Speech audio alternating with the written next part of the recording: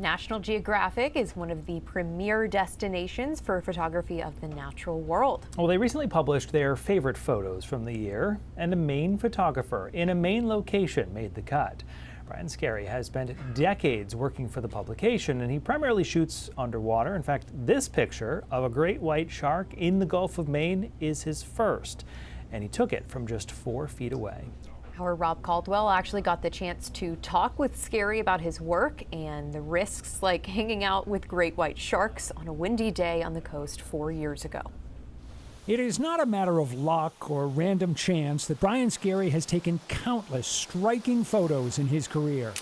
For one thing, he spent an enormous amount of time in the ocean with a camera, well over 10,000 hours. I started diving when I was 15. I've been diving for well over 40 years now. And, since I started working for National Geographic about 23 years ago, it's really ramped up. So I travel 8 or 10 months a year on most years and in the water as much as I can. When you go into the ocean with your camera, what in general are you trying to capture? I think there's a life force, an energy that exudes from wildlife, from animals, and from places in nature, and ideally that's what I'm trying to capture. It might be the gesture of an animal, the special expression, their essence, if you will. It's somewhat of an intangible, but I think we know it when we see it. I have a feeling that most of us have no idea what the challenges are when you're doing underwater photography.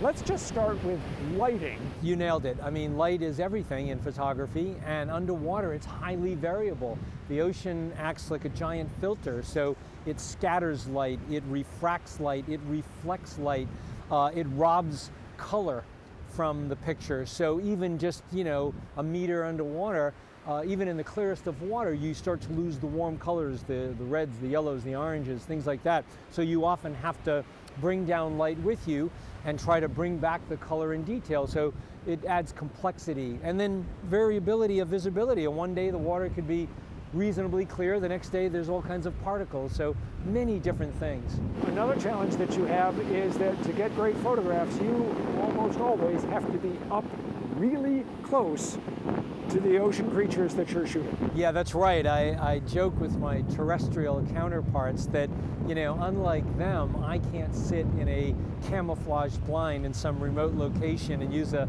600 millimeter lens and wait for a month for some animal to wander past. I got to go out in a boat. The weather has to be good. I got to get in the water. I've got to get within a meter or two of my subject. So it's really up to the animal. And, I'm amazed at how often they inevitably do allow me into their world. For an underwater photographer, there is no substitute for being right next to the subject. The closer you are, the less water between the lens and the animal, so you have color and detail. It's more impactful, and then I'm often trying to light it. Now, I can't light a giant animal, I can't light a whale, so it's purely up to the sun, but generally speaking, the closer the better underwater. Which is fine if you're dealing with all kinds of fish that don't care too much about you and don't pose any threat. It's a different game when you're shooting sharks.